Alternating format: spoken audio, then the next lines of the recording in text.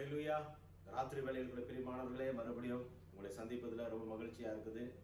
இந்த நாளில் கூட நம்ம தேவ செய்திக்கு போகாத முன்பாக, நம்ம தியானத்துக்குள்ளாக தேவ செய்திக்குள்ளாக போகாத முன்பாக நம்ம ஒரு பாடலை படித்து கர்த்தரை நம்ம சோஸ்தரித்து துதித்து அதுக்கப்புறம் நம்ம தேவ செய்திக்குள்ளாக கடந்து போகும்படியாக நம்ம ஆயத்தப்படுத்துவோமாக. இந்த ராத்திரி வேளையிலே கூட அவர் மகிமையின் பிரசனத்துக்காக நன்றி செலுத்துவோம். பிரியமானவர்களே, அவர் நல்லவர் நல்லவர் நல்லவர் நல்லவர் என்று சொல்லி, அவர் வாக்கு மாறாத தேவன் என்று சொல்லி அவரை துதிப்போம், ஆர்ப்பரிப்போம், அவரை ஆராதிப்போம். பிரியமானவர்களே, நன்றி நன்றி நன்றி தகப்பனே, உமக்கு நன்றி செலுத்துகிறோம் ஆண்டவரே. எல்லா துதி கன மகிமை உமக்கு செலுத்துகிறோம் பிதாவானவரே. ஐயா, உமக்கு நன்றி நன்றி நன்றி. எல்லா சூழ்நிலைகளும் தேவன் ஆண்டவரே, நீர் எங்களோடு இருந்து தேவன் ஆண்டவர்களை பாதுகாத்து வழி நடத்துகிற தேவன், உமக்கு நன்றி செலுத்துகிறோம் ஆண்டவரே. வேளையிலே கூட தேவன் ஆண்டவரே, உமக்கு நன்றி செலுத்துகிறோம் ஆண்டவரே. ஐயா, நீர் ஆண்டவரே, உமக்கு நன்றி செலுத்துகிறோம். நீர் ஆண்டவரே, எல்லா சூழ்நிலையிலும் தேவன் ஆண்டவரே, எங்களை தேவன் ஆண்டவரை பாதுகாத்து வழி நடத்துகிற தேவன், நீர் அற்புதர் தேவன் ஆண்டவரே, நீர் மகிமையின் தேவன் ஆண்டவரே. உமக்கு நன்றி செலுத்துகிறோம் ஆண்டவரே, உமக்கு நன்றி செலுத்துகிறோம் ஆண்டவரே. ஓ, நீர் ஒருவராய் பெரிய அதிசயங்களை செய்கிற தேவன், உமக்கு துதிக்கிறோம் ஆண்டவரே. ஓ, உமக்கு நன்றி நன்றி நன்றி நன்றி நன்றி நன்றி ஆண்டவரே. இந்த நாளில் செய்யுமே, இறங்கி வந்து செய்யுமே, இந்த நாளில் செய்யுமே, இறங்கி வந்து செய்யுமே, ஒரு அற்புதம் நாங்கள் காண செய்யுமே, ஒரு அற்புதம் நாங்கள் காண செய்யுமே. ஒருவராய் பெரிய அதிசயம் செய்பவர் நீர்தானே செய்யா. ஒருவராய் பெரிய அதிசயம் செய்பவர் நீர்தானே செய்யா.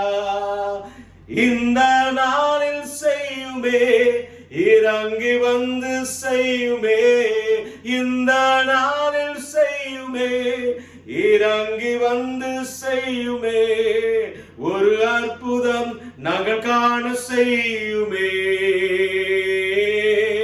ஒரு அற்புதம் நாங்கள் காண செய்யுமே. கைகளை உயர்த்தி சொல்லுவோமாக. அல்லேலூயா அல்லேலூயா அல்லேலூயா அல்லேலூயா அல்லேலூயா அல்லேலூயா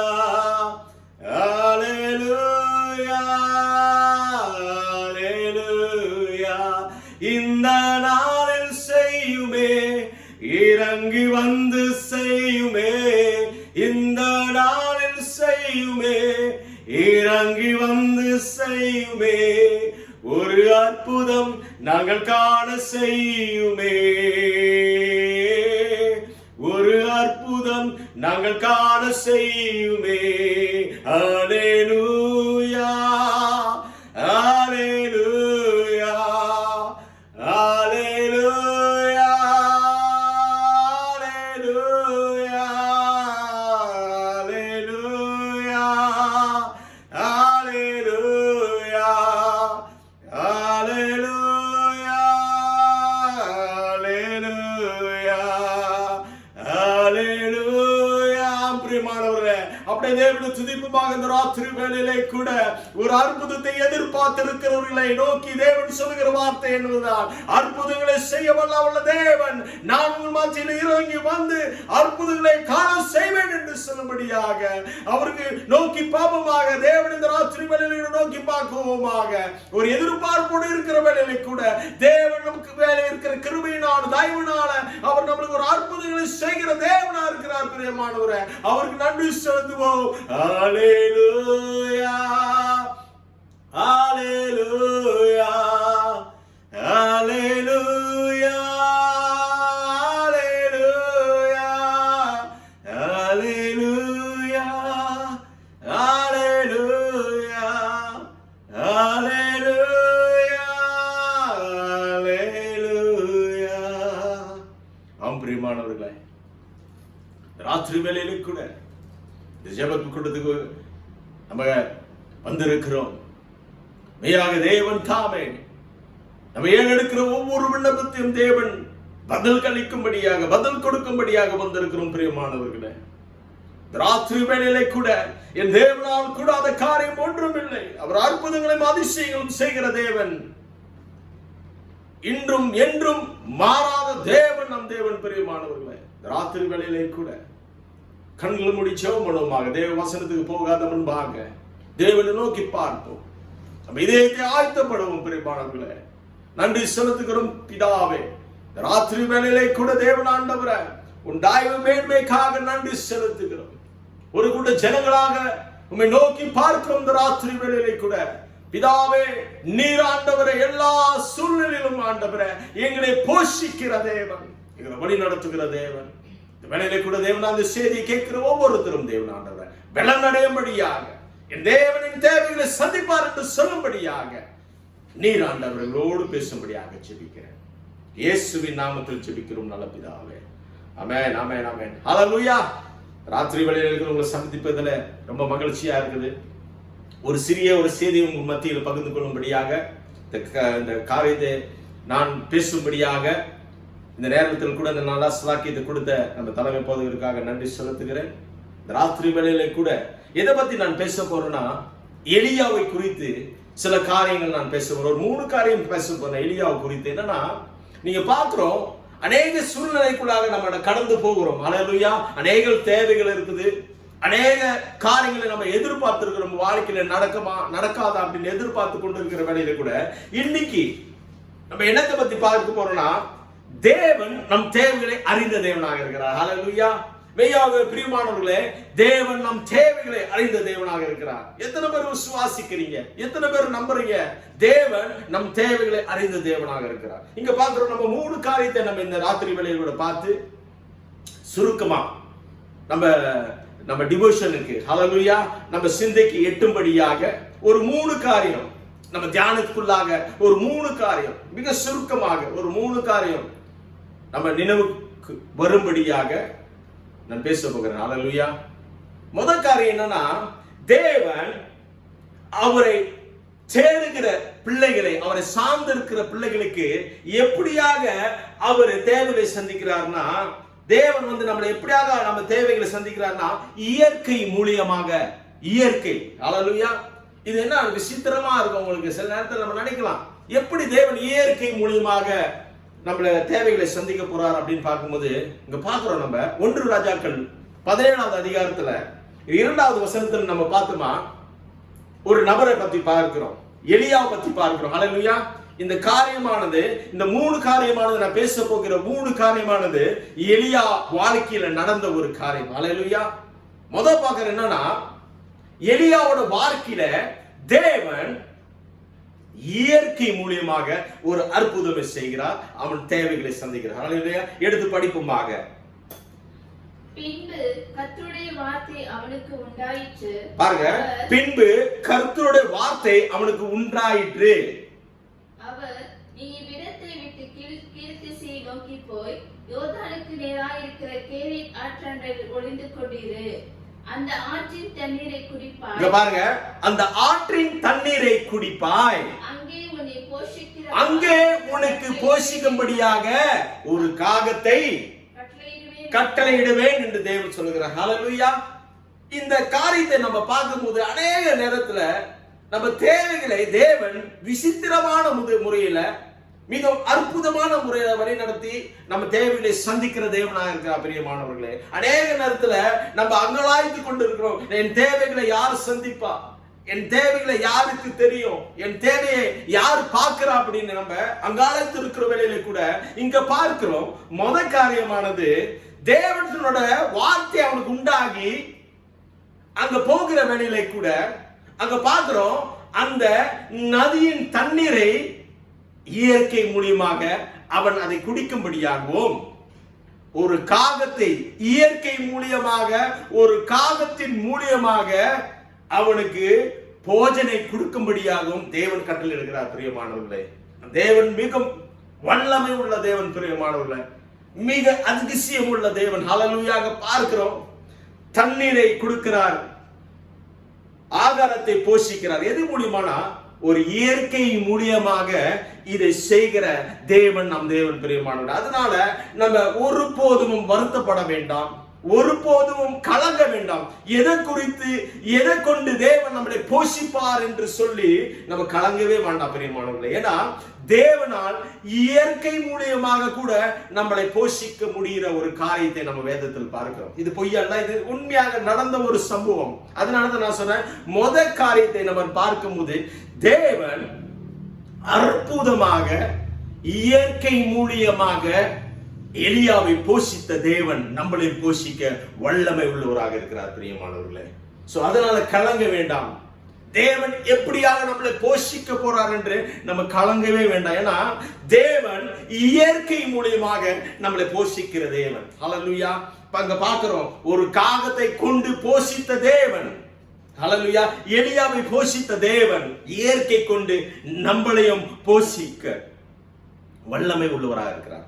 எப்போ அது நடக்கும்னா தேவனோட வார்த்தையை நம்ம கீழ்ப்படிந்து நடக்கிற வழியில, தேவனோட பாதையில நம்ம நடக்கிற வழியில கூட, தேவன் மேல் விசுவாசம் இருக்கிற வழியில கூட இந்த காரியமானது நம்ம வாழ்க்கையில நடக்க போகுது. அதனால இந்த நாளில் கூட கலங்காதீங்க.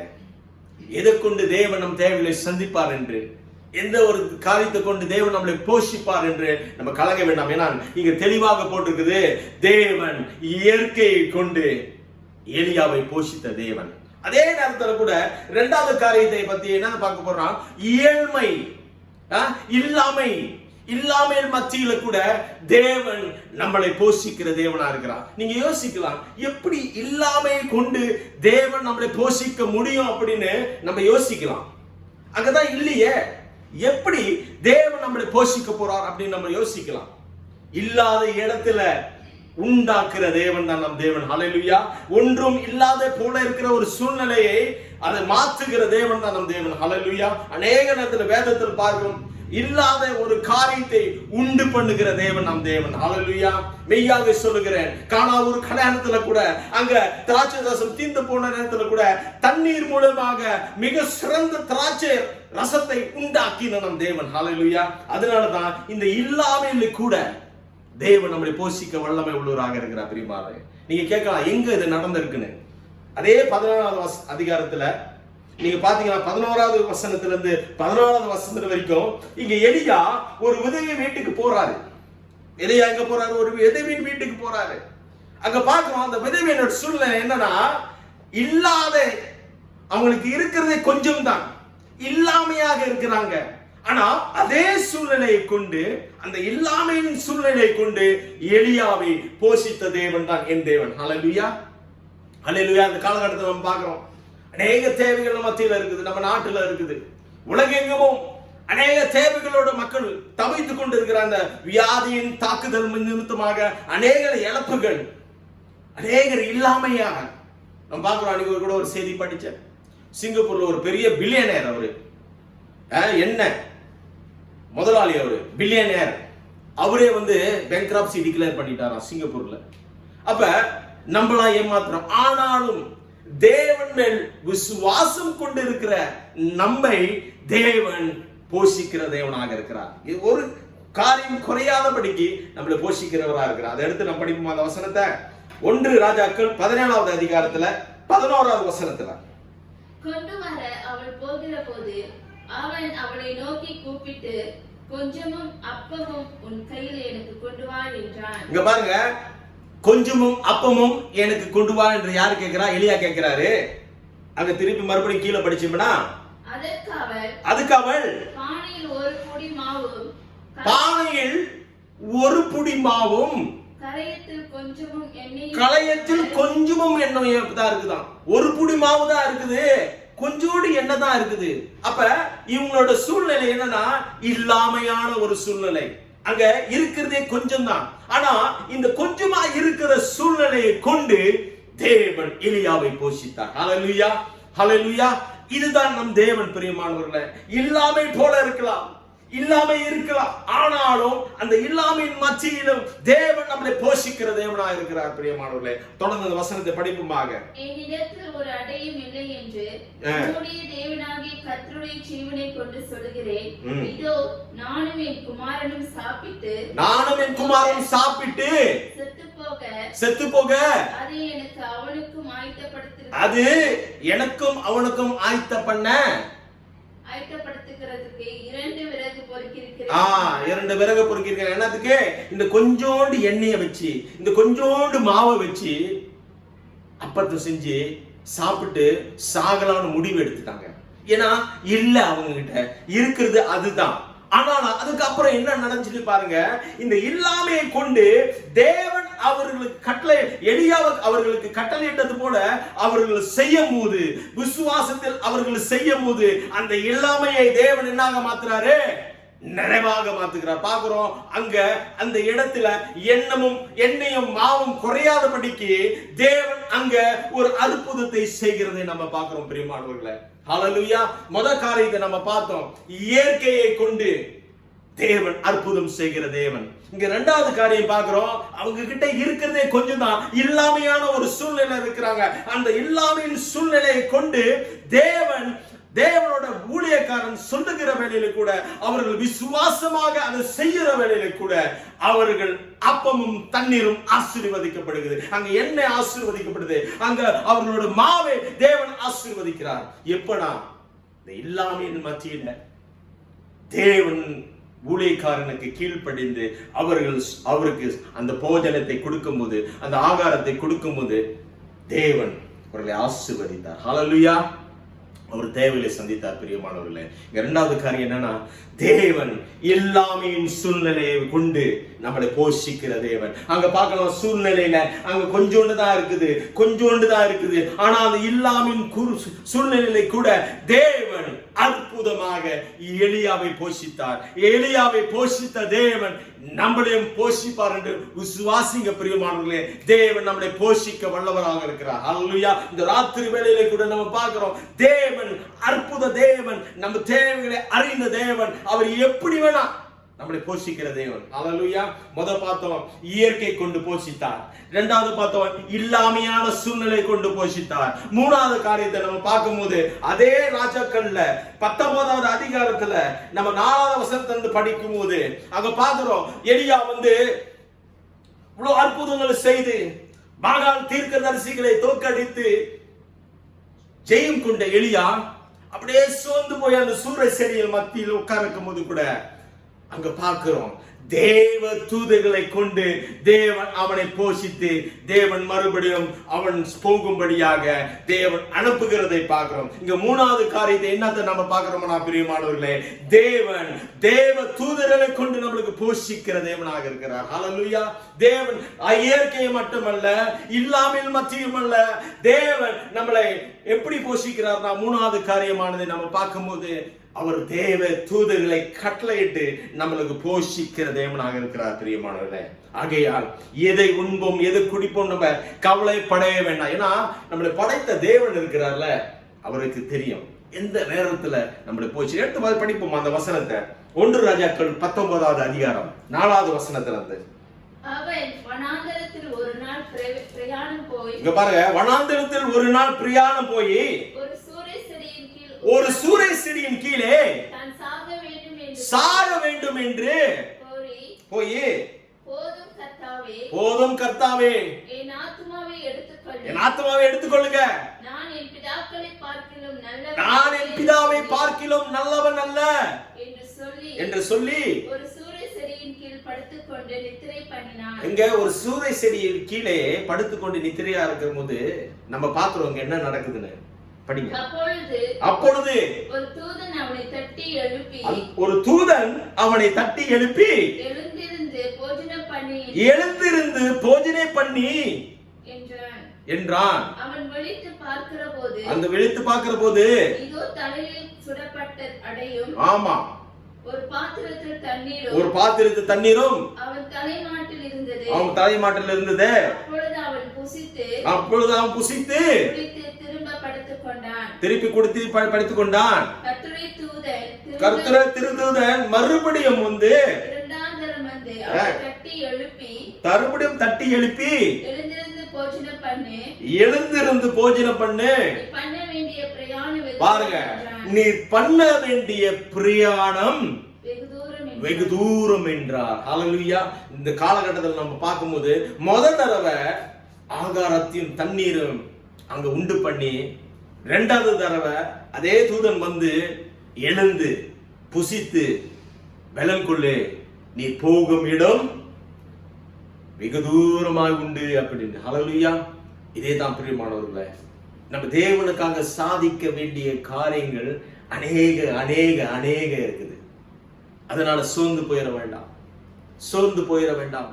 தேவன் நம் தேவைகளை சந்திக்க வல்லவராக இருக்கிறார். பிரியமானவர்களே, இந்த நாளில் கூட நீங்க ஏறெடுக்கிற ஒவ்வொரு ஜெபத்தையும் தேவன் கேட்டு அங்கீகரித்து தேவன் உங்களுக்கு பதில் கொடுக்கணும்னா நாம் தேவனுக்காக வாழுகிற ஜனங்களாக மாறணும். பிரியமானவர்களே, ஹல்லேலூயா. இங்க பார்க்கிற 3 காரியத்தை கொண்டு தேவன் ஒரு தேவ மனுஷனை போஷிக்கிற தேவனாக இருக்கிறார். ஹல்லேலூயா. என்னையும் உங்களையும் தேவன் போஷிக்க வல்லமை உள்ளவராக இருக்கிறார். பிரியமானவர்களே, அங்க தேவ தூதர்கள் வந்து ஆகாரத்தை ஆயத்தம் பண்ணி வைத்து விட்டு சொல்லுகிற ஒரு காரியம் என்னன்னா, எழுந்து புசித்து பலன் கொள்ளு, ஏனென்றால் நீர் போகும் இடம் தூரமாக இருக்குது. ஹல்லேலூயா. நம்ம நிறைய தேவனுக்காக உழைக்க வேண்டிய காரியங்கள் இருக்கு பிரியமானவர்களே. அதனால சோர்ந்து போக வேண்டாம். என்ன நம்ம தேவைகளை யார் சந்திப்பா, யார் நம் தேவைகளை யாருக்கு தெரியும் என்று நீங்க சோர்ந்து போகவே வேண்டாம் பிரியமானவர்களே. ஏனென்றால் என் தேவைகளும் உங்கள் தேவைகளும் அறிந்த ஒரே நபர், ஒரே ஆள், ஒரே நண்பன், ஒரே தேவன் நம்ம இயேசுவானவர். பிரியமானவர்களே, அநேக நேரத்தில் நண்பர்கள் நம்மளை கைவிடலாம், நண்பர்கள் தெரியாத போல இருக்கலாம், உற்றார் உறவினர்கள் தெரியாத போல இருக்கலாம், அநேகர் தெரியாத போல இருக்கலாம். ஆனாலும் இயற்கை கொண்டு போஷிக்கிற தேவன் நம் தேவன். பிரியமானவர்களே, மறுபடியும் நான் சொல்லுகிறேன், இயற்கையை கொண்டு போஷிக்கிற தேவன் என் தேவன். ஹல்லேலூயா. இல்லாமையான சூழ்நிலையை கொண்டு போஷிக்கிற தேவன் என் தேவன். தேவ தூதர்களை கட்டளையிட்டு எனக்கு போஜனை உண்டாக்குன தேவன் என் தேவன். ஹல்லேலூயா. இந்த 3 காரியத்தை நம்ம மறந்துடவே வேண்டாம் பிரியமானவர்களே. இந்த மாதிரியான ஒரு காலகட்டத்தில் நம்ம இருக்கும் போது கூட கஷ்டமான சூழ்நிலைகள், அநேக பேர் கேள்விப்படுற பேர் வேலை விட்டு நிப்பாட்டிட்டாங்க, வேலை இல்லாம இருக்கிறாங்க, வறுமையாக இருக்கிறாங்க, தேவையோடு இருக்கிறாங்க, அப்படின்னு அநேக காரியங்கள் நம்ம கேள்விப்படுகிறோம். ஆனாலும் அவரை தேடுகிற ஜனங்களுக்கு என் தேவனாகிய கர்த்தர் இயற்கை மூலியமாக அற்புதம் செய்கிறார், இல்லாமையின் மூலியமாக அற்புதம் செய்கிறார், தேவ தூதலை கொண்டு அற்புதம் செய்கிற தேவனாக இருக்கிறார். பிரியமானவர்களே, இப்படியே கண்களை மூடி ஜெபம் பண்ணுவோமாக. பிரியமானவர்களே, நம் தேவைகளை தேவன் அறிந்த தேவனாக இருக்கிறார். நம் தேவைகளை அவர்கிட்ட அறிவிப்புமாக, அறிந்தாலும் நம்ம அவர்கிட்ட அந்த தேவை குறித்து சொல்லுகிற வேலையை கூட அதே அவர் உடனே நம்மளுக்கு செய்கிற தேவனாக இருக்கிறார். பிரியமானவர்களே, நன்றி செலுத்துகிறோம் ஆண்டவரே. இந்த ராத்திரி வேளையிலே கூட தேவன் ஆண்டவரே, இந்த 3 அற்புதமான காரியத்தை கொண்டு நாங்கள் பார்த்தோம்.